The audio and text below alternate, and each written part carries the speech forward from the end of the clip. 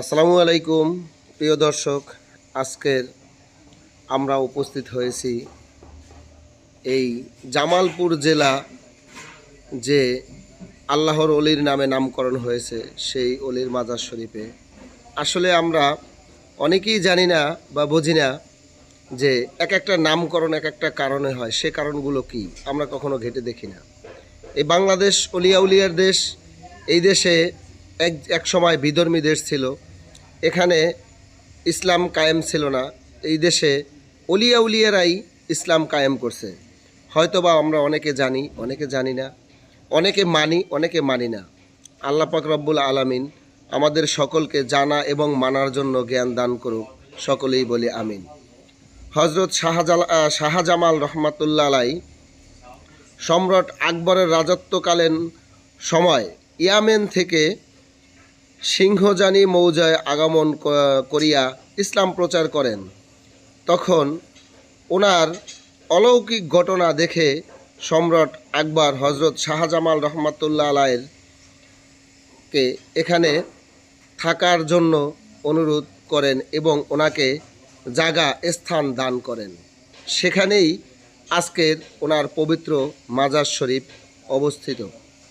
তো এখানে হাজার হাজার লক্ষ লক্ষ মানুষ আসা যাওয়া করে, কেউ জানে কেউ জানে না। এই জামালপুর জেলার নাম ওনার নামের উপরেই হয়েছে। ওনার নাম হজরত শাহজামাল রহমাতুল্লাহ আলাই, এই নামের উপরেই জামালপুর ডিস্ট্রিক্টের নামকরণ করা হয়েছে।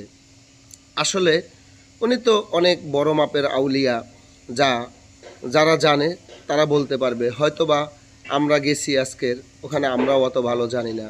তবে অলিয়া উলিয়াদের সহবতে থাকলে অনেক কিছু জানা যায়, বোঝা যায়, আবার চেনাও যায়। কারণ অলিয়া উলিয়াদের ভালোবাসার মতো মন মানসিকতা যদি কারো ভিতরে থাকে, সে তার সম্পর্কে অনেক কিছুই জানতে পারে, বুঝতে পারে।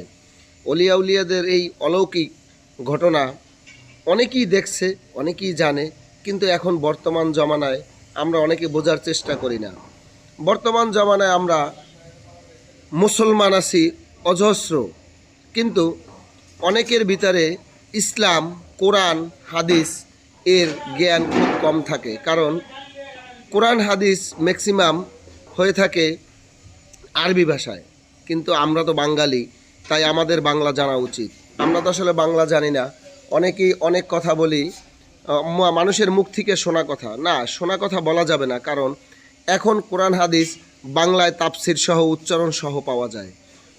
কারণ এক একজন এক এক রকম কথা বলবে, এগুলা শুনলে অনেক সময় গোমরা হয়ে যাওয়ার সম্ভাবনা বেশি থাকে। তাই গোমরা না হয়ে, নিজের ঈমান নষ্ট না করে আমরা কোরআন হাদিস ঘাটলে অনেক কিছু পাই। এখন বাংলাদেশের মানুষ অনেক উচ্চ শিক্ষায় শিক্ষিত, তো কোরআন হাদিস বাংলায় পাওয়া যায়। আমরা তো বাঙালি, যেহেতু আমরা বাঙালি, আমাদের বাংলাটা খোঁজা উচিত। আর হজরত শাহজামাল শাহ রহমাতুল্লাহ আলাই, উনিকে নিয়েও জানা উচিত। উনি হজরত শাহজালাল রহমাতুল্লাহ আলাইয়ের সফর সঙ্গী। হজরত শাহজালাল রহমাতুল্লাহ আলাই উনিও ইয়ামেন থেকে এসছে, হজরত শাহজামাল রহমাতুল্লাহ আলাই উনিও ইয়ামেন থেকে এসছে। আসলে এই দেশে ইয়ামিন থেকে এসে তারা ইসলাম প্রচার করছে, ইসলাম কায়েম করছে।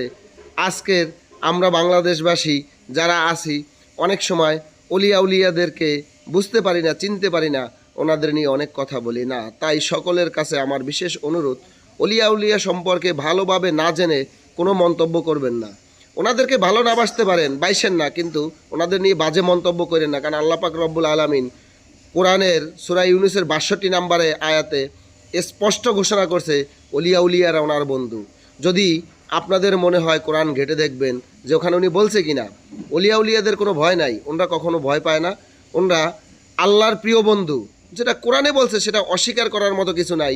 যদি আপনাদের তারপরেও সন্দেহ থাকে, নামাজের ভিতরে আত্তাহিয়াতুর ভিতরে দেখবেন ওখানে বলা আছে সলেহিনদের কথা। এই সলেহিন কারা? আসসালামু আলাইকুম।